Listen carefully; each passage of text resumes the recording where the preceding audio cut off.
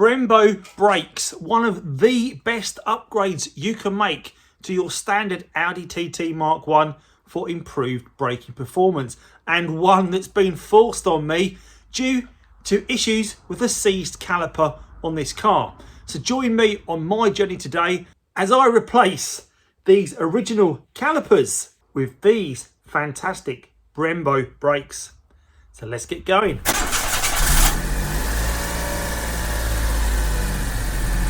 So yes, I've had this problem with these calipers for quite some time. And if I let you have a look at those pistons, you can see one is, well, a long way out, and the second one is also a bit sticky.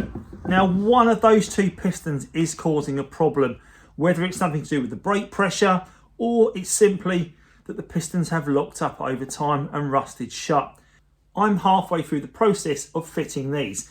Now, I've hit some snags along the way, and of course, being my channel, I want to make sure I'm sharing with you all of the pitfalls that come along, because I don't want you to make the same mistakes as I do. I've never fitted brakes before at caliper level. I've done a set of brakes and discs on here, pads and discs, which you can find linked above if you want to take a look at that video. But today we're going to be fitting these Brembo calipers, these amazing discs, although they are looking a bit corroded, but they've been sitting around in the garage for over a year, and these Brembo brake pads that I purchased from Euro Car Parts last weekend for £47. So this kit has been sitting around here. I paid £600 for a set of reconditioned Brembo calipers, a set of brand new discs, and a set of race pads that came with the calipers. Now, I'm not using those race pads because unless you are using the car on a track, those pads are going to take a long time to warm up and they're going to cause problems on the road. They're not going to give you the braking efficiency that you need. It won't get the heat in quick enough. So the reason I'm doing this on this car is, again, we've got that problem with the caliper. It's actually heated the wheel up to the point it's blistered the paint. So there's been such a rubbing and a seizing of those brakes. So we're going to take the wheel off. We're going to start the work on the car and we're going to go over that in detail. I've already done this on one side of the car, which I didn't document, so I thought I'd give it a go off camera so I can show you what it looks like on camera. So let's get the car in the air, get the wheel off and take a look at what we're dealing with. Now, with the wheel out of the way, we can see what we're dealing with. And there we have it. Here is our brake disc. Here is our caliper. And the whole of the suspension leg looks pretty crusty under here, so we could do with doing some work on it in the future. This caliper doesn't look too bad. So compared to the other caliper, we can see that it's still been generating a lot of heat and has done some damage to that. So if you've not done so already, what you need to do is loosen the brake fluid cap on the reservoir under the bonnet so you've released the pressure from the braking system. Then we're going to pop this spring off the side here, like that. Pressure on it, push down, and that pops off. There's two bolts on the other side of here. I believe they are 18mm bolts. Remove both of those, and the whole caliper should come away from the disc. So here's the top bolt being undone at the back of the caliper. It's probably worth pointing out that this differs on the passenger side, because you'll notice this electrical connector. Well, that's important because this electrical connector is going to be for your brake pad wear indicator. You only get it on the passenger side. You won't see that on the driver's side. So we will also disconnect this sensor. Push down the tab at the back, give it a little wiggle, and it should come away. And right here at the bottom of the caliper is the second one. You can see it's just in front of the wishbone and right below the drive shaft. Now, if the caliper is still binding on hard, you might need to get a screwdriver or something similar just to pry it off away from the brake pad. But you can see this is starting to come away in my hand. Make sure you're supporting the weight because you don't want to put the brake pipe under any load. And there we go, we've got it off, and I'm just going to put it up there for now, like so. So here we've got our caliper sitting on top of the disc. Now we do need to disconnect the caliper brake pipe, and when we do that, brake fluid is going to come out. So there is a bit of a trick to it. So if you loosen pipe nut from the caliper, get it loose and get it removed, and then quickly run round and put your foot on the brake or halfway down and wedge a piece of wood between the seat and the pedal, that will shut off the valve to stop any more fluid leaking out. So we'll do that next. Here is the nut in question that we need to undo on the brake pipe. It's an 11mm nut with the brake pipe disconnected. You are going to need to get a drip tray underneath it, because as soon as I let go of this, fluid is going to start coming out. So it's important that we catch that and don't let it go anywhere near the bodywork. So I'm going to put a drip tray under the car until I can get my piece of wood in place on the brake pedal to stop any more fluid coming out. But also worth pointing out, it's not going to pour out, it's just going to drip quite fast from the end of the pipe. And hey presto, as if by magic, the drip stops. Now with the Brembo brakes, we're actually going to be fitting these braided lines also. And they have a slightly different fit to the standard pipes. So the clips that retain this end and this rubber grommet here won't actually do anything on the car. So instead, we're going to secure this with cable ties. Now that sounds a bit of a odd method to use, but apparently it won't fail the MOT on that, or I'm hoping it won't. So I'm going to use cable ties to secure this in place. You can also use race wire, I'm told, but I haven't got any of that, so I'm going to do it with cable ties. But before we fit this, we've also got to remove the old brake pipe that finishes just up here on the hard pipe on the car. So that again is an 11mm nut. We're going to undo that next. In fact, it's probably worth we give this a good clean up with some penetrating fluid to see what we're dealing with. Wait for that to take effect. Now after soaking that, the clip will come away. As you can see, I'm putting a little bit of pressure onto the nut of the brake pipe and wiggling the retaining clip forward. There we go.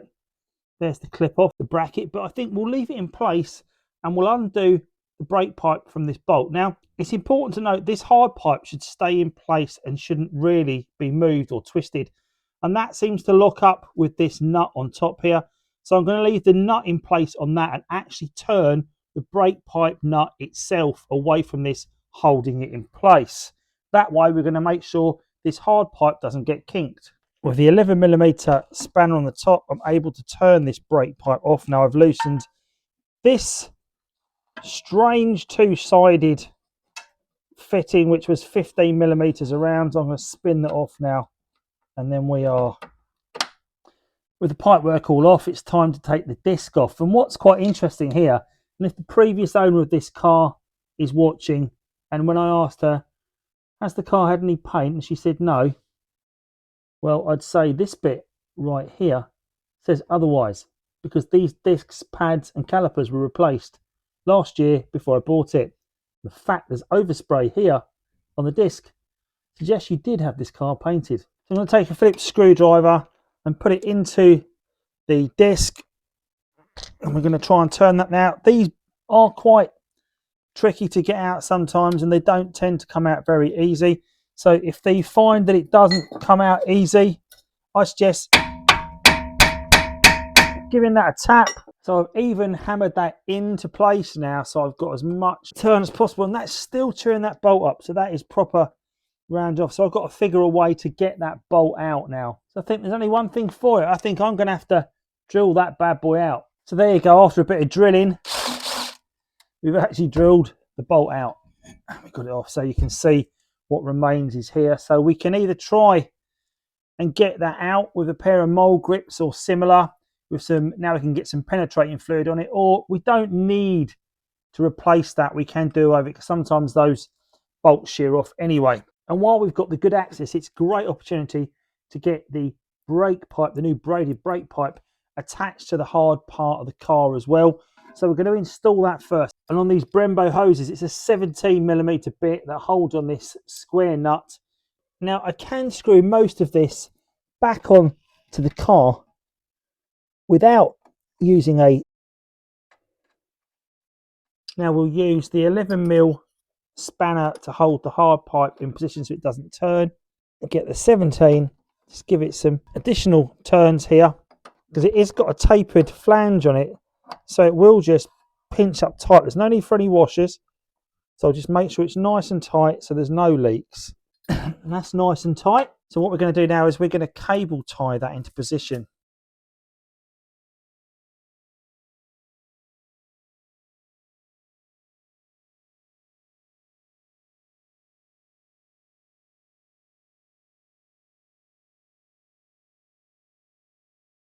So here's our caliper with its new Brembo pads on the inside. And you can see this one has got the wear indicator for the brake pads.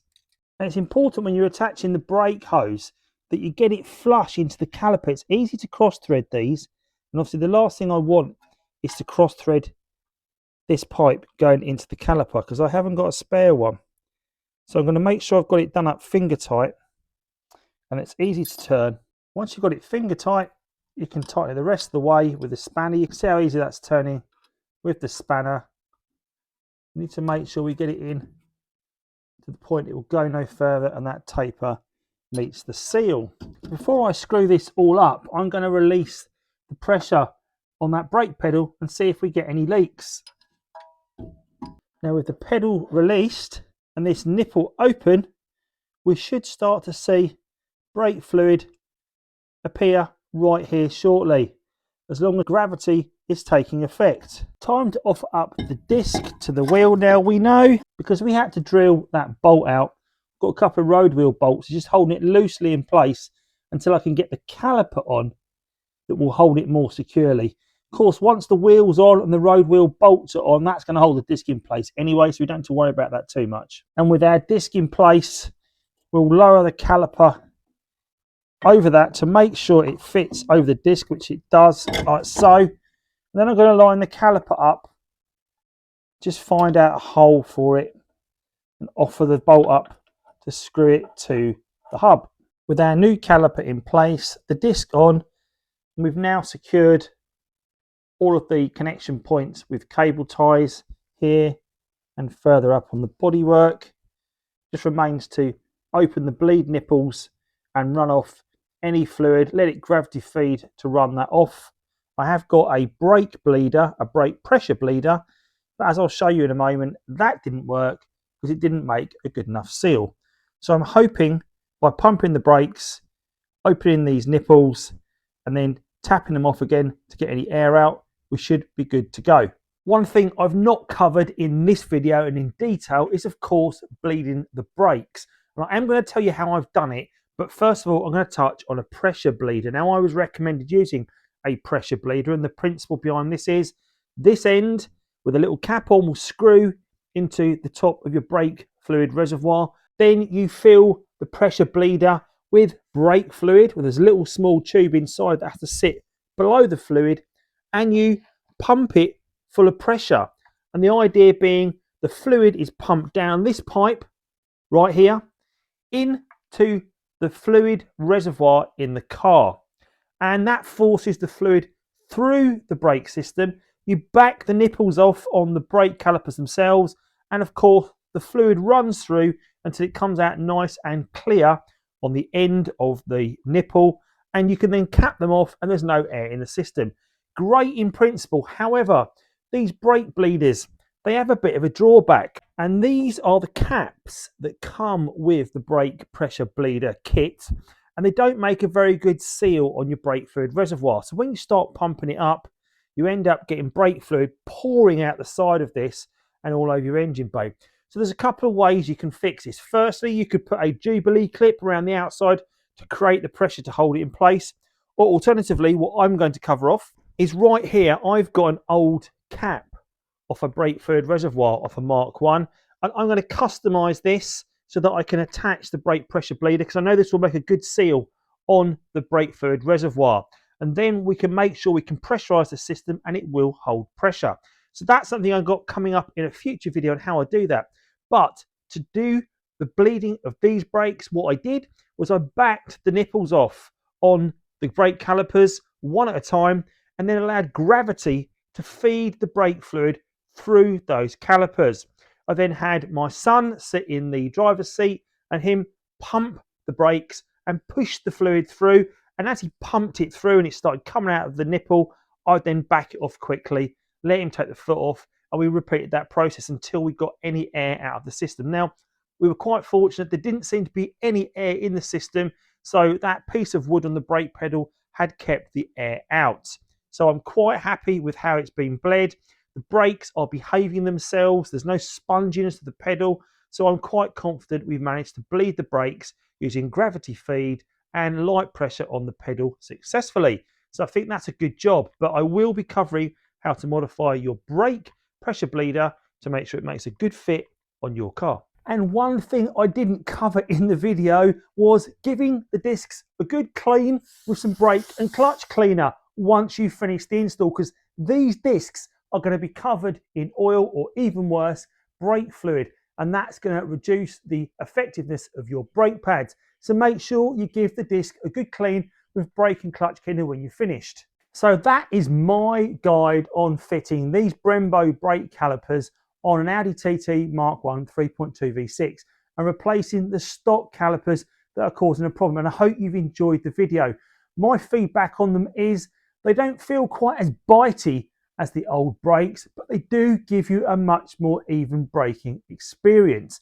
I think the Brembos are doing a great job. I've done about 150 miles in them since changing them over, and they have been spot on. And of course, if you've enjoyed today's video on the brakes, then please do give this a thumbs up. And if you haven't already done so, please think about subscribing to my channel, because it really helps me out and it gets more of my content out to people out there that want to watch it. As always, thanks for watching and see you soon. Take care, and I hope to see you in the next video.